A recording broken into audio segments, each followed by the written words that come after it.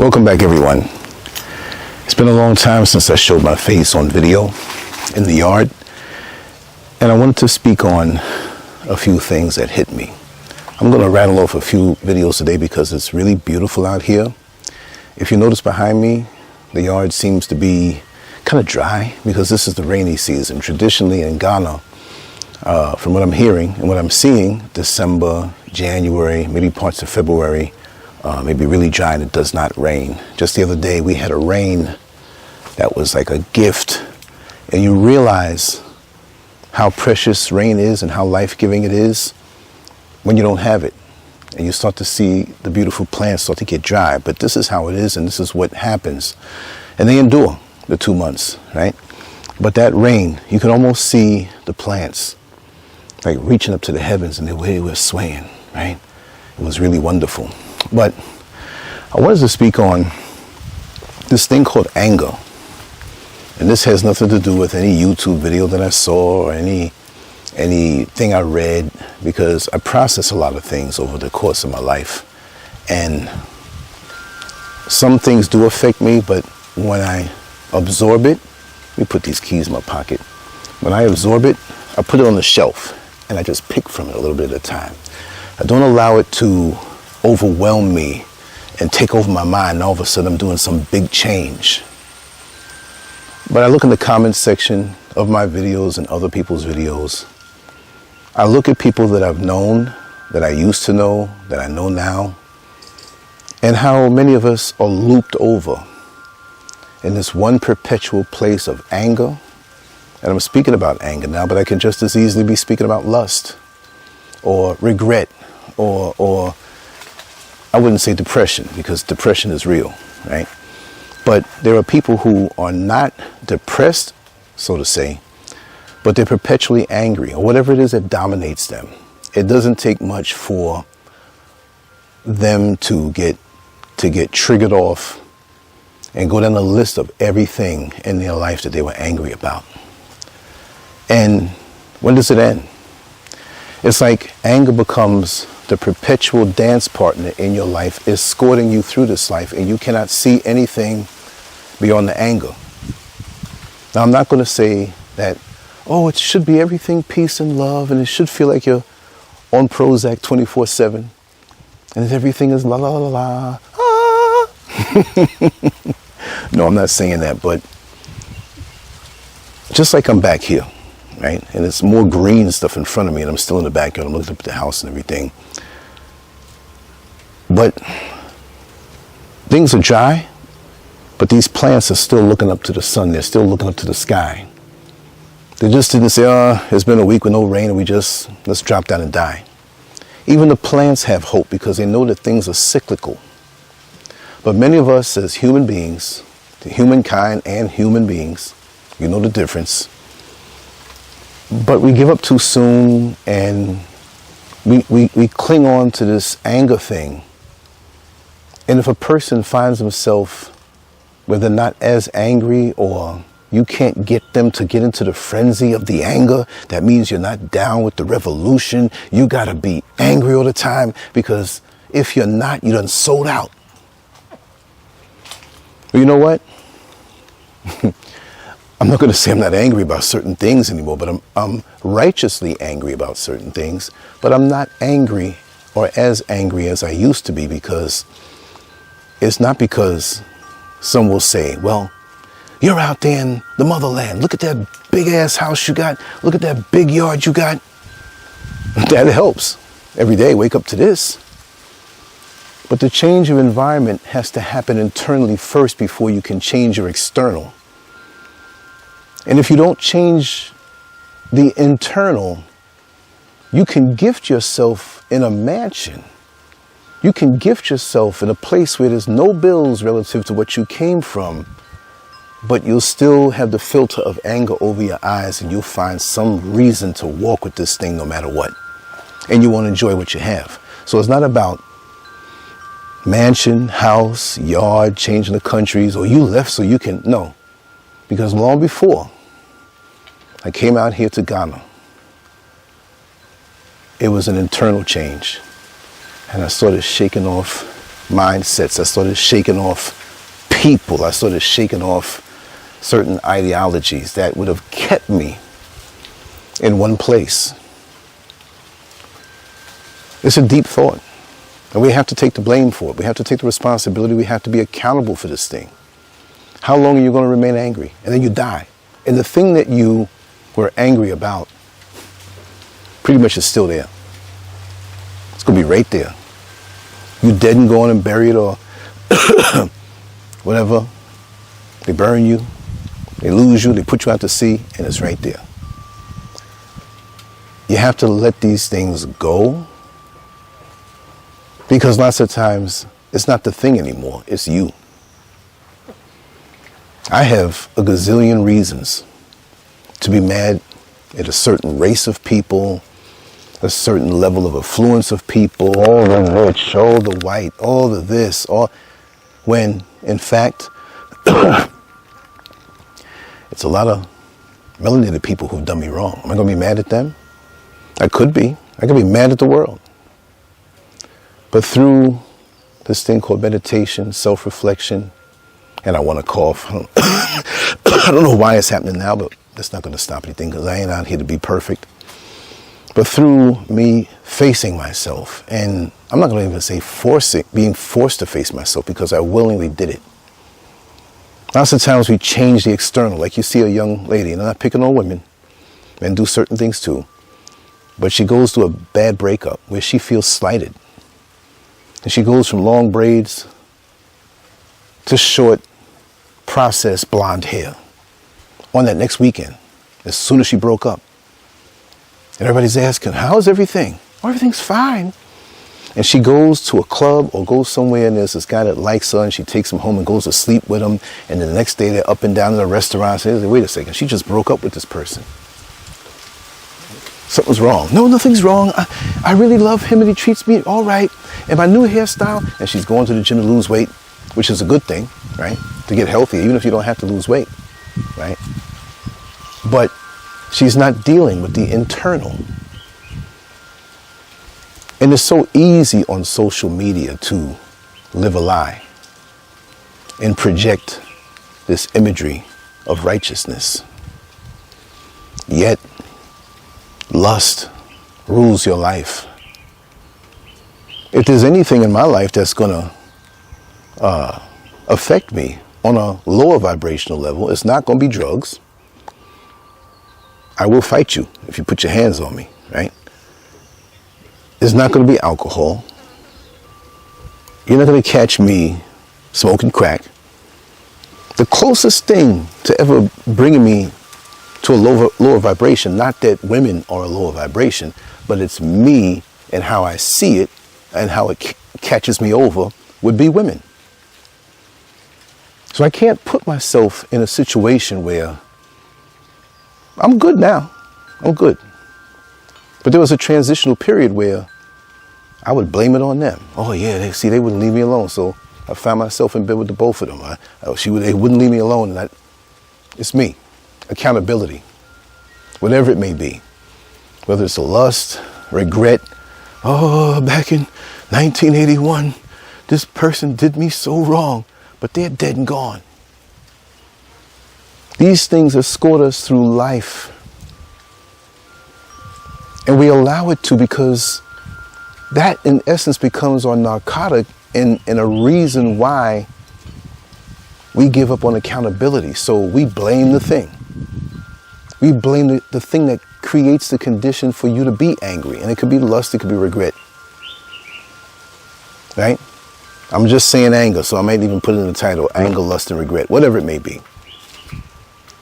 But we keep ourselves sometimes in the conditions or in the environment that helps to amp up that feeling, and we have an excuse to stay that way because it's the external's fault. It's the environment's fault. What role do you have in it? What kind of accountability do you have in this thing? We walk around our lives with this long laundry list, or like we have garbage bags, right? Imagine, a lot of us have garbage bags. Like say, for example, your toxicities, your things that are in your head. Imagine them to be garbage bags, or somebody you know that's always stuck in the past with some big regret, anger, or lust. So imagine some of us have laundry bags going back miles. Or garbage bags, sorry. Garbage bags of old things that we carry around, and we can't get too far because we can't just hop in the car and leave them. We can, but we don't want to. So we walk with these things, and when we meet new people, everything's all right. But once we get to knowing these people and they get to know us, they realize there's something wrong. So we work hard on the facade. That's why on social media, it's easy to upload a video, speak a few prophetic words, have this imagery that the world loves, but you're full of garbage bags in your life that will follow you whether you pick them up or not. Because the minute in your real life there's someone who causes you to face yourself, you have to go after them, because you don't want to face yourself. Facing yourself is one of the most beautiful things. That's like having to do a number 2 and you holding it in. You're one miserable fool, because you can't win that. Eventually the number 2 will come out wherever you are. You can be on a stage performing. You can be in a bed with your significant other. It's going to come out. Worse if you're in public transportation or in the supermarket and they have a bathroom closed sign there. You're going to have to face yourself. Like Teddy Pendergrass said in the song many years ago, you can't hide from yourself. Doom, doom, doom, doom, doom, doom, doom. You can't hide from yourself. You can distract yourself a little bit with the external imagery that you have conjured up to present yourself in a different way to other people, so you can run the game on them and have them believe the lie that you have become because of your external and not wanting to be accountable for who you are. You can run that game. It's easy to run that game. But you can't run game on yourself. You can't hide from yourself. And the thing is, when you try to hide from yourself, you reduce your ability to absorb a happier life. Things happen to all of us. Tragic things, sad things. I've been through a lot. It seems like every week now, somebody I know is passing away. Forget the people we don't know that's just celebrities. I'm not saying forget them, but the people who are near and dear to us. So we're chiseled away in our social world, our social reach in real life, not just YouTube or social media, but it narrows down until there's nobody around that I really know from back in the day, and then it takes the life out of us. This is why, on another topic, it's good to, when you have children and you have a grandmother, grandfather, bring them around, because that expands. It expands their social reach and the feeling of belonging and the feeling of importance, because now they have a little child that will keep them alive because of their engagement with them, and they can teach the little child, the grandchild something, or the great-grandchild something. So, like in nature, when you see a leaf fall down into the ground and it just disintegrates, we say, oh, the leaf is dead. The leaf is alive in the total system, because that leaf disintegrates and the nutrients that are in that leaf go into the soil and feed the rest of the tree when it waters and becomes part of the soil. Isn't it something when we see in the city dogs that lift up their leg and urinate on a water hydrant? Well, it's almost like a tree. And when they pee on the tree, the urine feeds the soil to make the tree stronger. This is why people buy manure, take cow manure and put it at the base. Maybe they think it's freaky, but you should save your manure if you have a big yard and put it at the base. It's yours, right? Now I'm going up a whole different thing. I just want to say one more thing on that level. It's been discovered that, say, you're eating watermelon and you have the seeds. If you can get a watermelon with seeds, right? But out here, they're plentiful. The saliva touches the seed and you spit the seed out into the soil. All seeds are not going to make it to grow. But the bottom line is that one that does, or the few that do, those watermelons that subsequently come out of your mouth, the seeds that grow. It's slightly more customized to your body, to what you need. Now, any watermelon that you eat, whether somebody spit the seed out, it's good for you and it's nutritious.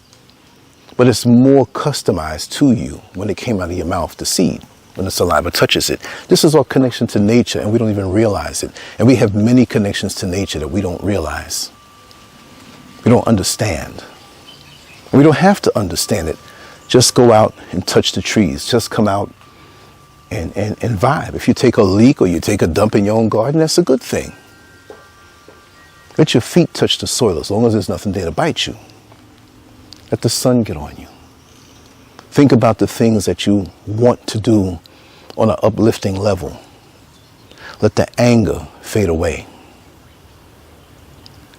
I'm not as angry as I used to be.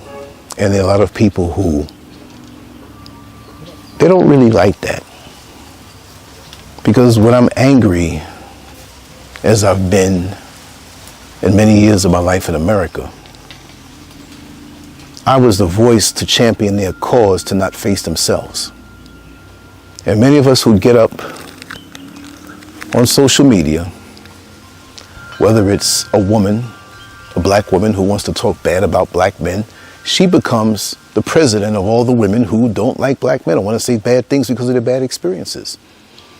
And there are some black men who have hurt some of our sisters.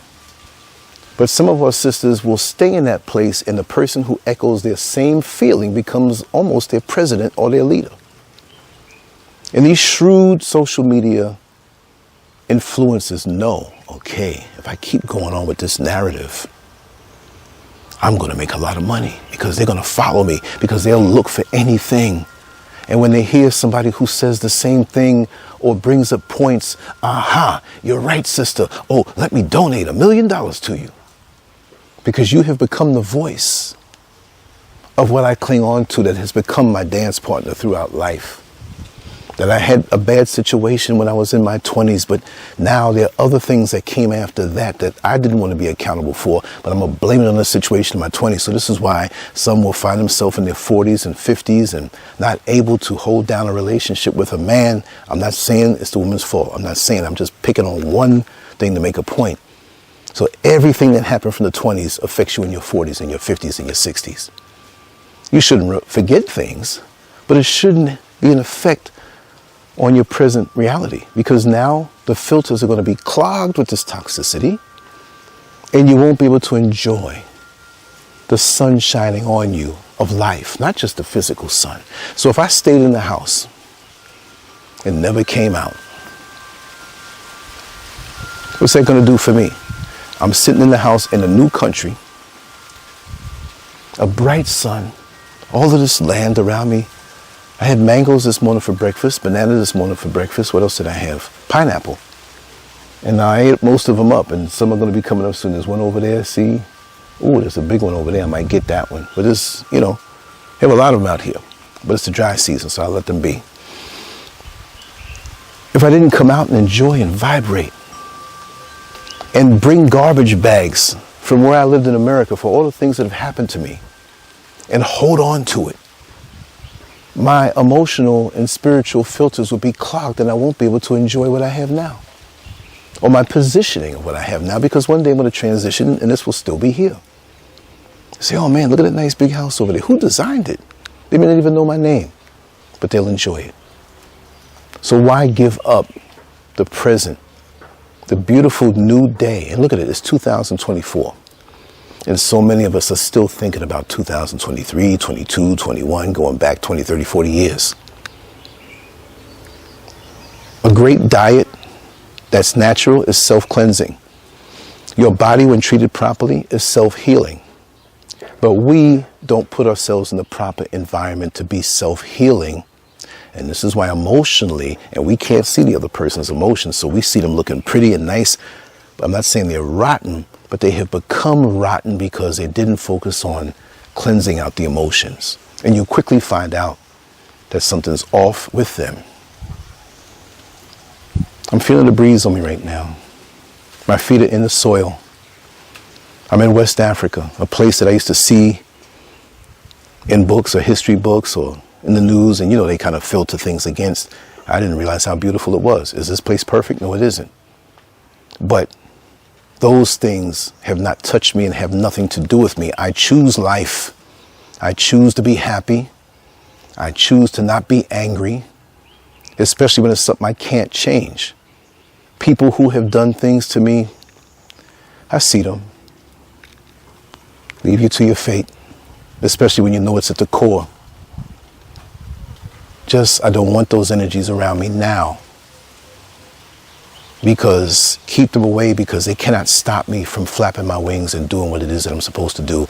And they cannot stop you from flapping your wings and going as high as you want. Because no matter where you stand on this planet, understand, everybody has a direct relationship with the sun.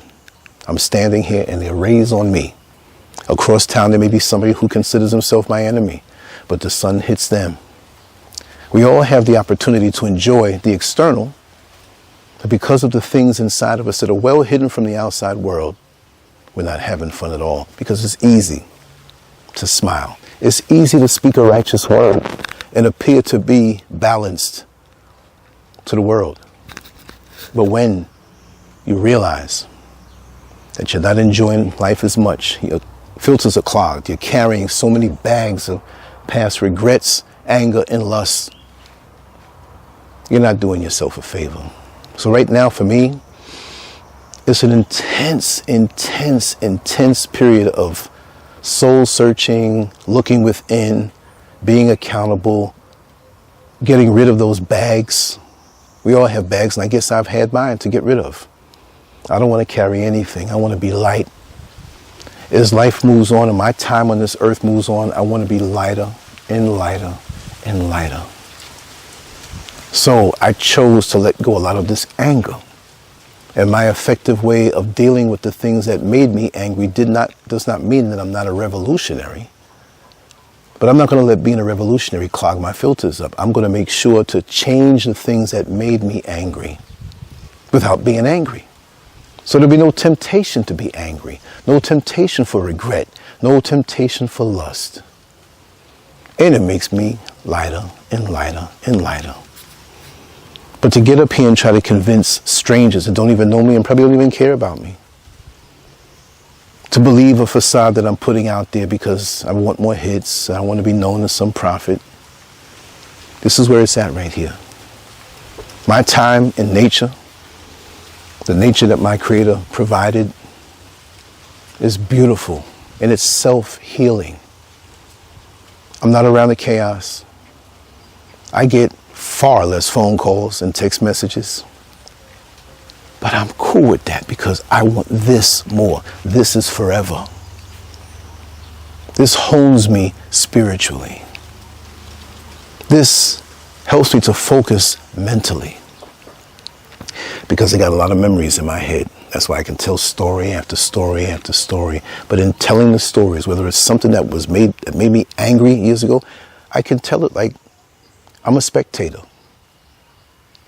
Anything that will bring you to these lower vibrations, correct it. Simple as that. But to sit there and not make the correction and not look within to take accountability for the part that you have to take accountability in, there's something wrong. Something wrong. To many people who come at me and say, Lance, you're getting soft. Lance, you changed. Yes, I have. But, no, I haven't. I'll choose the word evolved.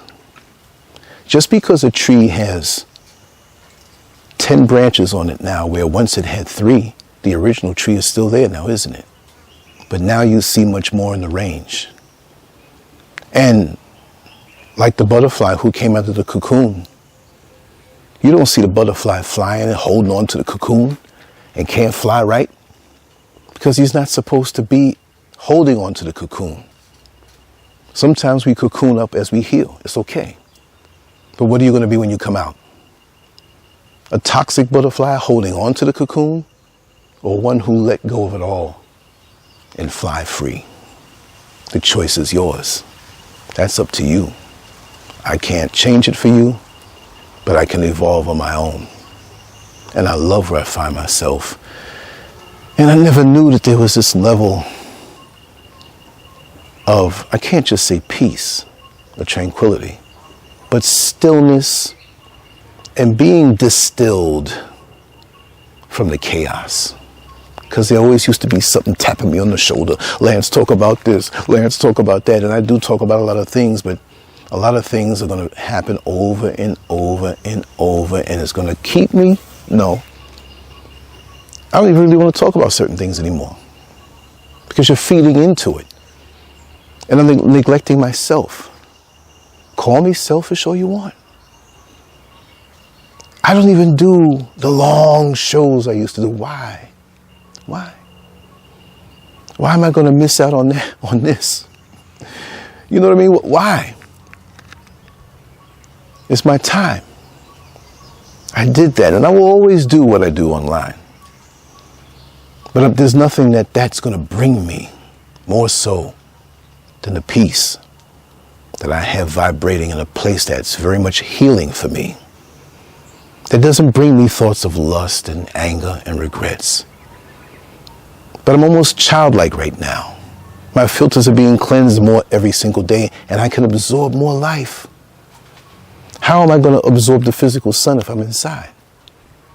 How are you going to enjoy a fly flying by your ear, which is part of nature? But how are you going to enjoy the higher vibrations unless you get still within yourself and sharpen your sword for battle to protect yourself? And that's another aspect I want to add in. You have the right to protect your peace of mind. Just because you know somebody who may be a friend, you never turn your back on your friends, the ones who are really for you, but you might postpone and say, hey, I'm doing something right now, I'll call you back in an hour. But you'll be no good to them if you don't take care of you. Just the same way we know that they will be no good to us if they don't take care of them. And we help them to see that they need to take care of themselves. Even if it means being brutally honest. If you can't be brutally honest with me, I don't want you around me. If you're a yes man or a yes woman, I don't want you around me. I want you to be like that trainer in the boxer's corner, like early on before he died, Customato with Mike Tyson. You smack him, hey man, you got to go out there and you do this, and you tell them something. But you also soothe them and bring them up. You're not doing it out of anger. But I need to be smacked sometime to keep me in line, so I don't go back to the lower ways. Because there's so many people who work on the packaging and work hard to look like the real thing. But deep down inside, they're a little boy, a little girl hiding behind, peeking out to the world because they have not changed. They learn more words, they can put on better garb and be more convincing in their presentation, whether it's on a job or on a video, as a neighbor, as a person in a house of worship. But they're stagnant on the inside. And that's not where you want to go. Me, I'm sorry. I'm saying that sarcastically. I'm not sorry. But I'm not as angry. And I want to live a bit of my life with no anger whatsoever. To look at things and put them in their place philosophically. Now, if you come at me, I'm going to defend myself, but it won't be out of anger. It'll be out of defending myself or my loved ones. But other than that, if you think you affect me in some kind of way or have some kind of connection to me that I'm psyched out or you're playing mind games, no. The biggest mind game is to cut off to the point where with these negative energies, they cease to exist in your world. That's the ultimate revenge. And do you think I'm tearing out hair that I don't have on my head right now in this environment? It's a beautiful thing. And the cycle of the sun going down, to see now another sunrise come, another one go down, and to be part of this whole experience in a very powerful, personal way. My heart aches with joy, and I finally found it within myself. The same ache that I speak about on many of my other shows, that when I was growing up in Richmond Hill / Jamaica, Queens, and when I was home and I felt so loved, and I had my parents and I hear them in the kitchen laughing and telling jokes, and Daddy, what was that joke? I heard you laughing. I can't tell you, son. You know? And you wake up from a nap and your parents are just looking at you. They look at each other, look at you. Or they tell you to go in the kitchen and look on the table and they brought you something, maybe a pizza or something, or something that you wanted. You know, there's an ache in your heart, and the music that I would listen to from those times in the 70s. I mean, I was born in 63, and I remember music from the 60s, but really coming up to those levels where I hear songs now and it brings me back with that pleasant ache right now. I searched for that pleasant, happy ache in my heart for so long, and I had it partially from the memory and still keeping my foot in the practices of keeping me there. But now, without reaching for anything or looking for anything, it's not because of a house, it's not because of a yard, it's because of me. And because of this kind of, sort of, being in this new environment, of having all the privacy that I need, I find myself with that pleasant ache in my heart again.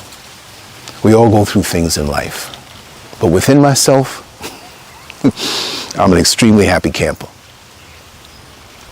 I can talk about the painful things in my life, I can talk about different things, and I'm detached. I didn't purposely detach myself to act, oh, okay, everything's all right now. No, I had to deal with it. I had to go back into old memories and toil in it and go through the garbage bags and look at it and say, man, no, I don't need this in my life, and throw it down. You know, when your house cleaning and you're looking through all your bags and different things and little things, and you say, what am I holding on to this for?